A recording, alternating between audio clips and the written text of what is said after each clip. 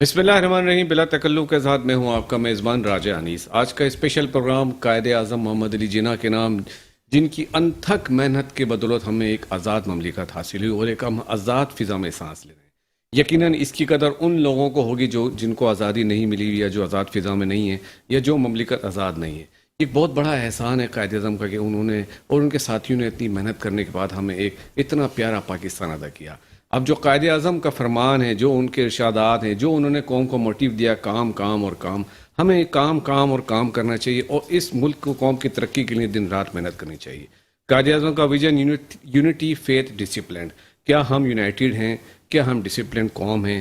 کیا ہم فیتھ ہیں؟ فیتھ کے اوپر یقین رکھتے ہیں؟ کتنا ہمارا فیتھ مضبوط ہے؟ اس پہ بھی ہم بات کریں گے کہ ہم قائد اعظم نے جس طرح ہمیں جو ڈائریکشن دی اس ڈائریکشن پہ ہم جا رہے ہیں یا نہیں جا رہے ہیں. لیکن آخر میں ضرور کہوں گا قائد اعظم محمد علی جناح کو پورے پاکستان کی طرف سے، پوری قوم کی طرف سے ہم خراج تحسین پیش کرتے ہیں اور ٹریبیوٹ پیش کرتے ہیں. اس کے علاوہ اس پروگرام میں آج کے دن کرسمس ڈے ہے، ہماری مسیح برادری ان کا ایک ڈے ہے، ہم ان کو بھی اپنی طرف سے بیسٹ وشز پیش کرتے ہیں. پروگرام کا آغاز کرتے ہیں. میں تعارف کروں اپنے مہمانوں کا. ہمارے درمیان موجود ہیں ڈیفنس اینالسٹ ہیں، بہت زبردست ڈیفنس پہ ریسرچ یا مختلف کتابوں کے رائٹر ہیں، میجر فواد صدیقی صاحب کو ویلکم کرتے ہیں. اس کے علاوہ ہمارے درمیان بزنس کو ریپرزینٹ کرتے ہیں، بزنس ایسوسیشن کے نمائندے ہیں.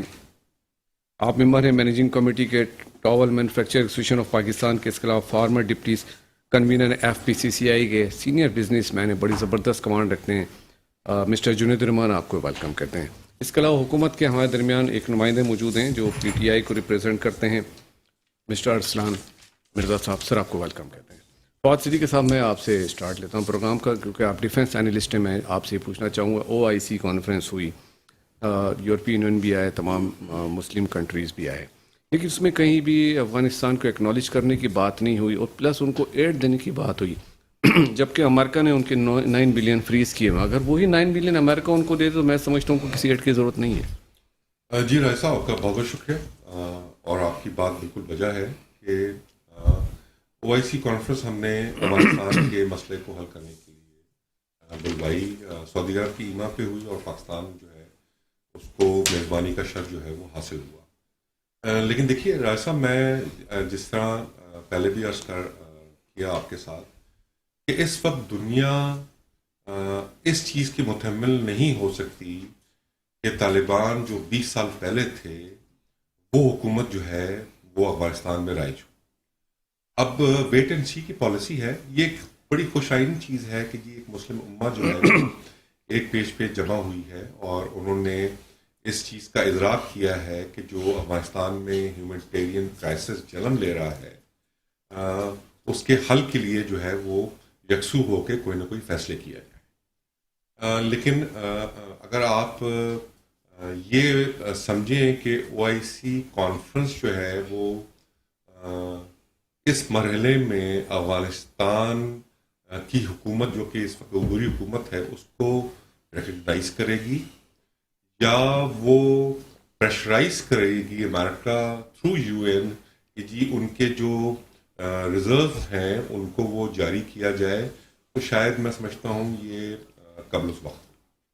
اب دیکھیے او آئی سی جو ہے ان آفیشیل طور پہ اس کی اسٹیئرنگ جو ہے وہ کرتا ہے سعودی عرب. اب آپ دیکھیے، اگر آپ سعودی عرب کا اس وقت وے دیکھیے تو وہ شاید اس وقت امریکن انفلوئنس میں بہت زیادہ ہے اور ان کی ایما پر اگر یہ حکومت کو آرگنائز کرتے ہیں افغانستان کی تو شاید اس کی ریپرکشنز سعودی عرب میں بھی ہوں گی. آپ یو ای کے بارے میں بھی دیکھ لیجئے. یو ای کا اس وقت جو انکلینیشن ہے ٹورڈز اسرائیل، آپ نے دیکھا کہ اس وقت جو ہے وہ انہوں نے وہاں ان کی جو سفارتی رابط ہے ان کو وہ بحال کیا اور بہت زیادہ اس وقت جو ہے وہ 2 peas in a pod والی بات صورتحال جو ہے بٹوین یو اے اور اسرائیل چل رہی ہے. اسی چیز آپ دیکھیے کہ مسلمان کنٹری ہوتے بھی یو اے نے جو ہے انڈین آکوپائڈ جو کشمیر ہے اس میں انویسٹمنٹ کی بات چیت جو ہے وہ بھارت کے ساتھ شروع کی ہے. تو اگر ان ساری چیزوں کو آپ دیکھیں اور اگر ہم یہ سمجھیں کہ او آئی سی جو ہے سوائے بات چیت کے اور ایک ریزولوشن جاری کرنے کے کوئی عملی اقدام افغانستان کے بارے میں کری کی تو شاید یہ قبل اس وقت ہے.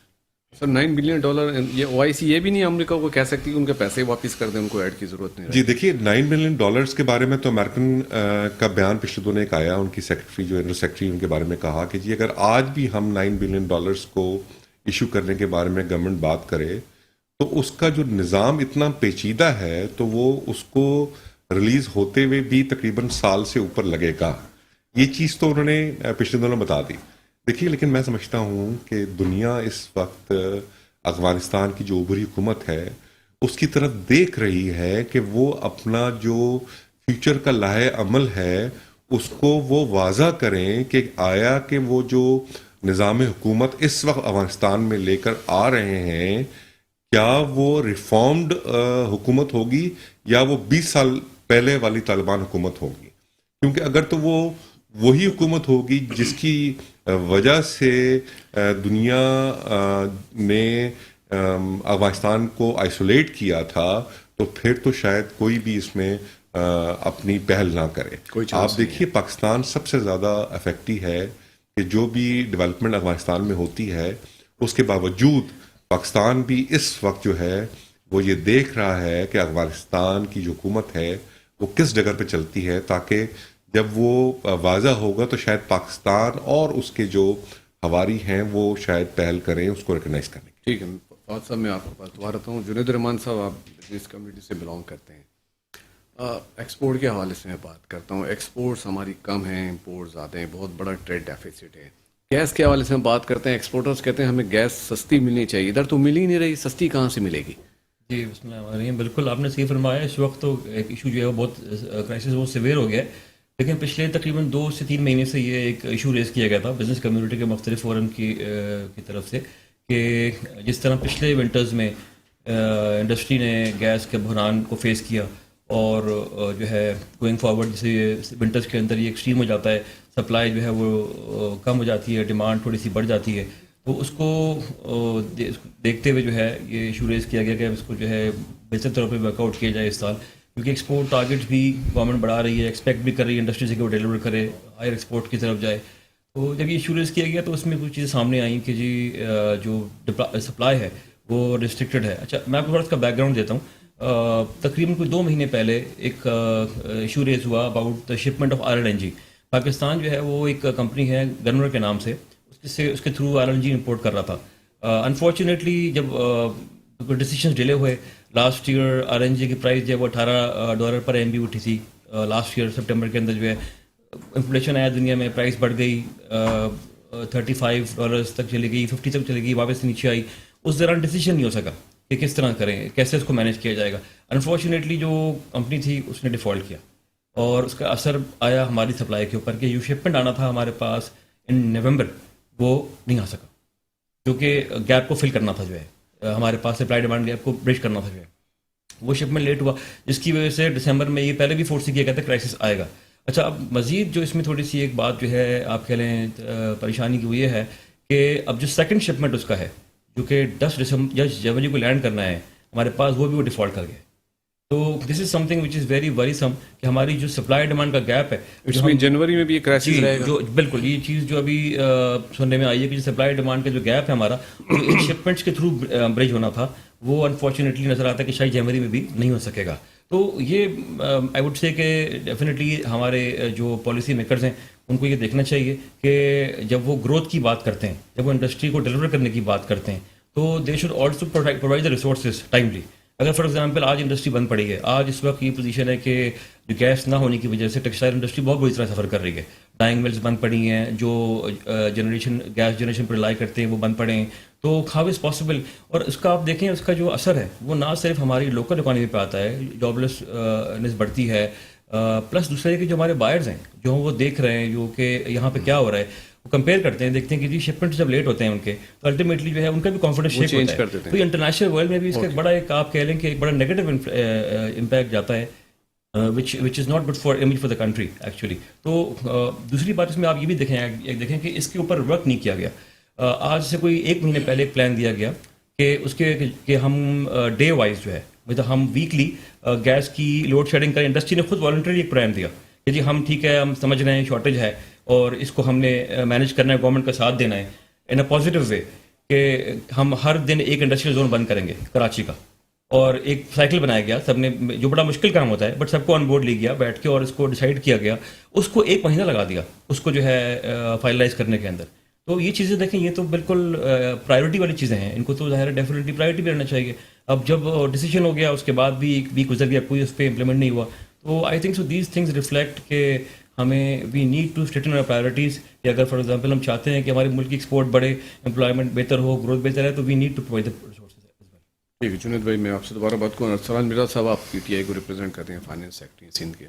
پی ٹی آئی کے حوالے سے بات کر رہے تھے، کے پی کے الیکشن میں جو کچھ بھی وہاں پی ٹی آئی کو ڈیفیٹ ہوئی، کیا وجہ ہو سکتی ہے آپ کے خیال میں؟ عوام نے کیوں ریجیکٹ کر دیا ہے؟ نہیں جی، عوام نے، میں تھوڑا سا اس کو ہم دوسرے اسپیکٹ سے دیکھتے ہیں. جی، پہلی چیز یہ ہے کہ دیکھیں، بینگ اے پولیٹیکل ورکر، میں سمجھتا ہوں کہ وننگ اور losing is a part of politics. جو بھی آپ کے اس کے اوپر، جو گراؤنڈ کے اوپر آپ کی جو ٹیمز کام کر رہی ہوگی، یہاں بھی جو ایشوز آئے ہیں ہمارے سامنے، وہ سلیکشن پروسیس کے اوپر کچھ کنسرنس تھے ہمارے ورکرز کے بھی تھے. جو سلیکشن پروسیس تھا وہ اتنا اچھا نہیں تھا، جس کے اوپر اوبویسلی ہمارے جو ورکرز ہیں وہ اتنا، ہماری ڈیموکریٹک نارمز اتنی اچھی ہیں کہ ہم نے وہ ساری چیزیں جو ہے لیڈرشپ تک لے کر گئے، لیڈرشپ نے اس کے اوپر ریئیکٹ کیا، وہ ساری چیزیں. اور آئی ہوپ کہ سیکنڈ فیز کے اندر سچویشن جو ہے وہ زیادہ اسموتھ ہو جائے گی. اور سیکنڈلی جو ابھی جو نئی تنظیم آ رہی ہے، اس کا کور جو فوکس ہوگا وہ ساری الیکشنز کے حوالے سے، جو تنظیم کے ساتھ جو بیک اینڈ پہ جو ایشو رہے ہیں، پہلے کچھ ایشوز ہو جاتے ہیں اور اس کے اوپر جس کی وجہ سے آپس کی کچھ اختلافات ایسے تھے جو ٹائملی سارٹ آؤٹ کرنے چاہیے تھے. میں بڑا اوپنلی آپ کے سامنے ساری چیزیں رکھ رہا ہوں، اور اس کے اوپر یہ ہوا ہے کہ پارٹی کے اندر بھی بڑی اس میں اچھی ڈیبیٹ بھی ہوئی ہے، اور اس کے اوپر جو ہے ابھی ہم we are looking forward for the second step, کہ اس کے اوپر یہ جو معاملات ہوئے ہیں، یہ چیزیں اس کے اوپر دوبارہ نہیں ہوں گی.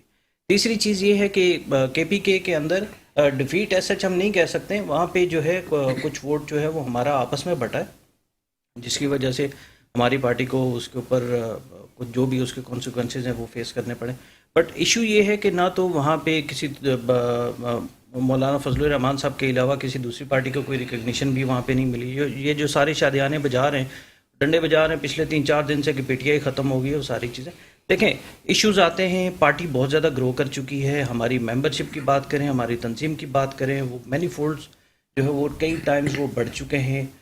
کمانڈ اینڈ کنٹرول کے اوپر کچھ ایشوز ہوئے ہیں جس کی وجہ سے پرابلمز آئے ہیں. آئی ہوپ کہ اس کے اوپر جو ہے ہماری پالیسی ہم نے ریوزٹ کی ہے، سیکنڈ فیز کے اندر پتہ چل جائے گا. اور سیکنڈلی میں بڑا اوپنلی آپ کے سامنے یہ چیز بھی رکھنا چاہوں گا، دیکھیں ہم ہمیشہ بات کرتے ہیں پرفارمنس کی. میں آپ کے سامنے اوپنلی کہہ رہا ہوں، اگر ہماری پرفارمنس اچھی نہیں ہوگی تو ہمیں عوام سلیکٹ نہیں کرے گی. ہمیں ان چیزوں کے اوپر بھی توجہ دینے کی ضرورت ہے، چاہے فیڈرل گورنمنٹ ہے، چاہے پروونشل ہے. اور پاکستان تحریک انصاف نے ٹھیک ہے ارسلان مرزا، میں آپ سے دوبارہ بات کرتا ہوں، ملتے ہیں ایک چھوٹے سے بریک کے بعد. Welcome back. بریک پہ جانے سے پہلے ہم بات کر رہے تھے بزنس کے حوالے سے، او آئی سی کے حوالے سے. اس وقت ہمارے ساتھ اسکائپ پہ سینئر بزنس مین کمیونٹی کو لیڈ کرتے ہیں، وہ ہمارے درمیان موجود ہیں، مرزا اختیار بیگ صاحب. السلام علیکم سر. جی وعلیکم السلام. اختیار بیگ صاحب، آپ سینئر بزنس مین ہیں، بزنس کمیونٹی کو لیڈ کرتے ہیں. آپ نے ایک کالم بھی لکھا تھا جی ایس پی پلس کے حوالے سے، تو میں پوچھنا چاہوں گا ہمارے ناظرین کو بتائیے جی ایس پی پلس کیا ہے، پاکستان کی کیا اسٹینڈنگ ہے اس میں؟ دیکھیں، یہ یورپین یونین کے 27 ممالک کا ایک بلاک ہے جنہوں نے پاکستان کو ڈیوٹی فری ایکسپورٹ کی سہولت دی ہے، جس کا نام جی ایس پی پلس رکھا گیا ہے. اس سہولت کو دینے میں انہوں نے 27 کنونشن، کلوزز، معاہدے سائن کروائے گورنمنٹ آف پاکستان سے کہ وہ پاکستان پابند رہے گا. اس میں اسلامی حقوق کے بھی ٹریٹیز ہیں، اس میں اقلیتوں کے بھی ٹریٹیز ہیں، اس میں اقلیتوں کے مذہبی حقوق کی بھی ٹریٹیز ہیں. تو یہ جب سے ہمیں ملا ہے، کوئی اس کو تقریباً 10 سال ہو گئے ہیں، 9 سال، ہماری ایکسپورٹ جو ہے $3 بلین کے حساب سے سالانہ بڑھ کے تقریباً $25 بلین اضافی ایکسپورٹ یورپین یونین کو ہو گئی.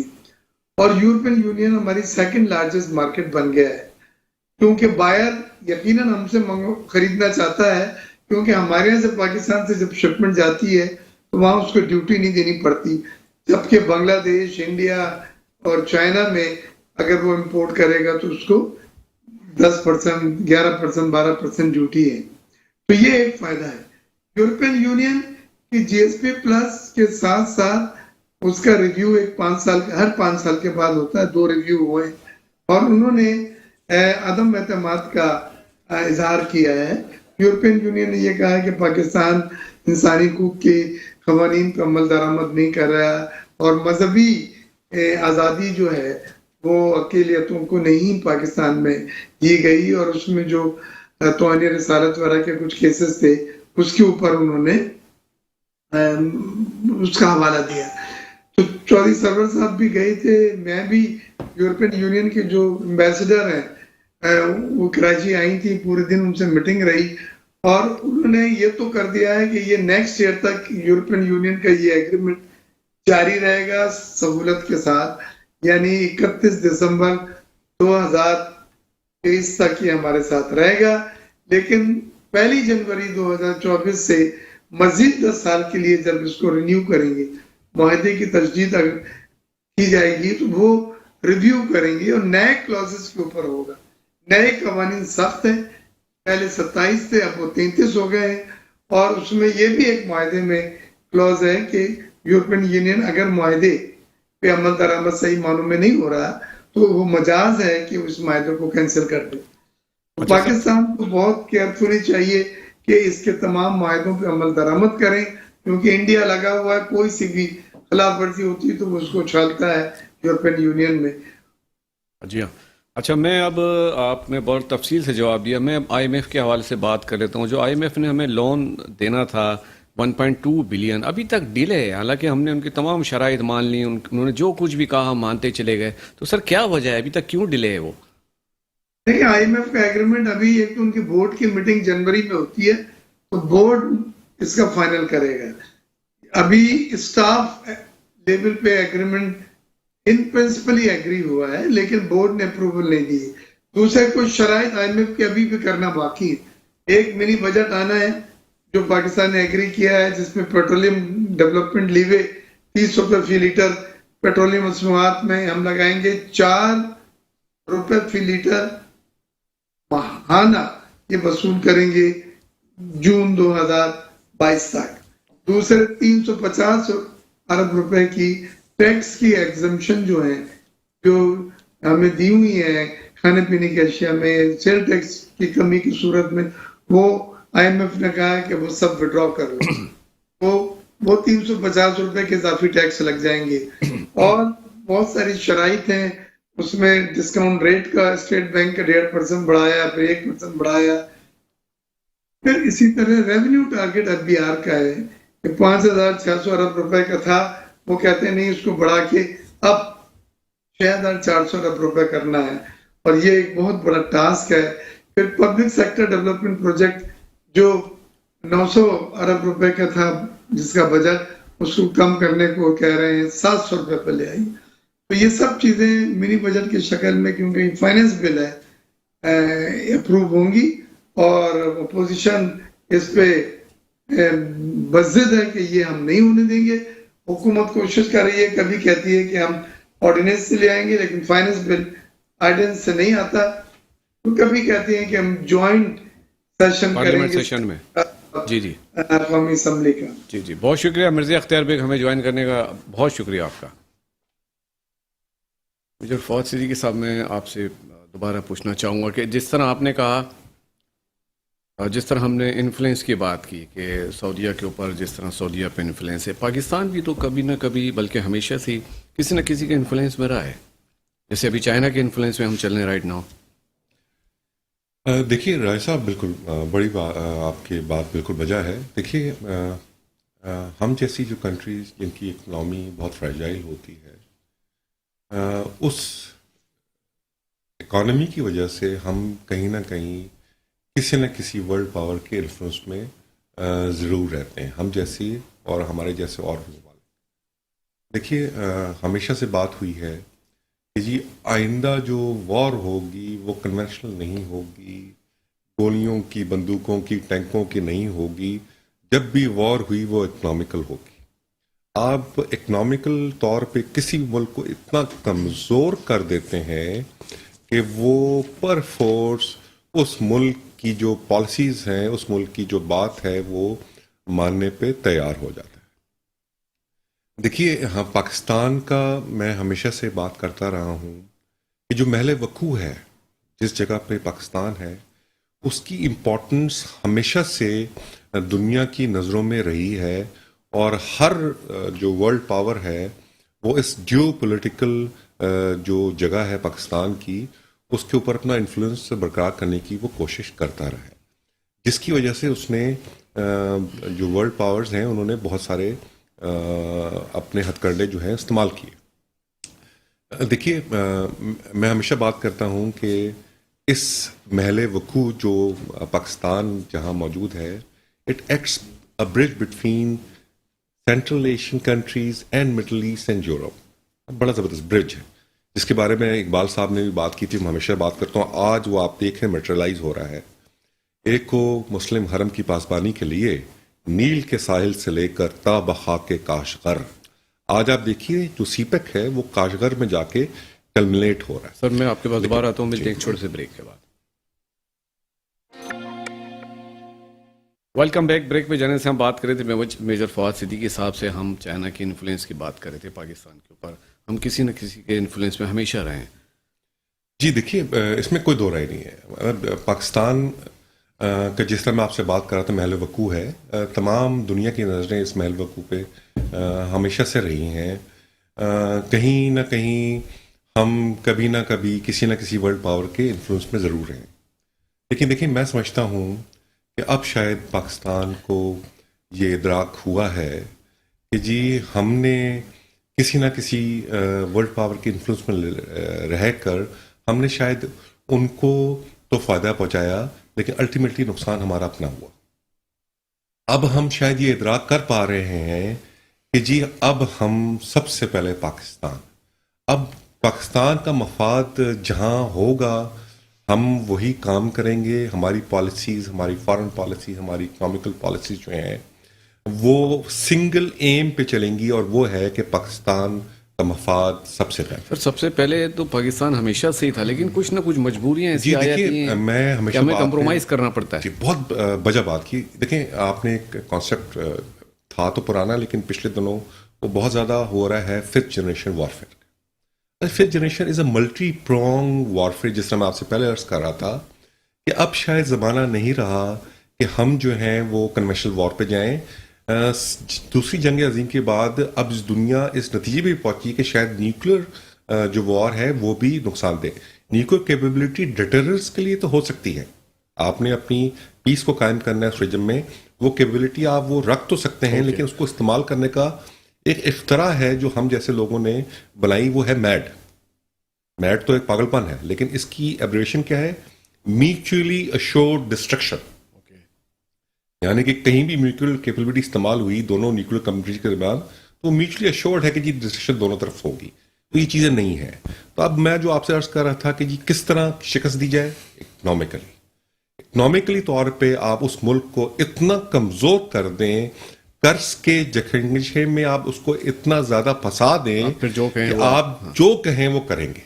یہی چیز ہے کہ ہم جب بھی خود کفیل ہونے کی بات کرتے ہیں، کہیں نہ کہیں کوئی نہ کوئی جو ہے ہمارے ساتھ پرابلم ہو جاتی ہے اور ہمیں IMF کی طرف کشکول لے کے جانا پڑتا ہے۔ لیکن دیکھیے میں ہمیشہ بات کروں گا اور میں ہمیشہ کرتا ہوں، اور یہ کہتے ہوئے مجھے کبھی خوشی نہیں ہوئی، اس قوم کی جو حالت ہماری ہے وہ مجھے ہمیشہ ایک جان ایلیا کا شعر یاد آتا ہے، قطع اگر اجازت ہو تو میں آپ کو یہاں بتاؤں۔ وہ قطع کیا ہے اس قوم کے بارے میں کہ تو میرا حوصلہ تو دیکھ، داد تو دے مجھے کہ اب شوق کمال بھی نہیں، خوف زوال بھی نہیں، میں بھی عجیب ہوں، اتنا عجیب کہ بس خود کو تباہ کر دیا اور ملال بھی نہیں۔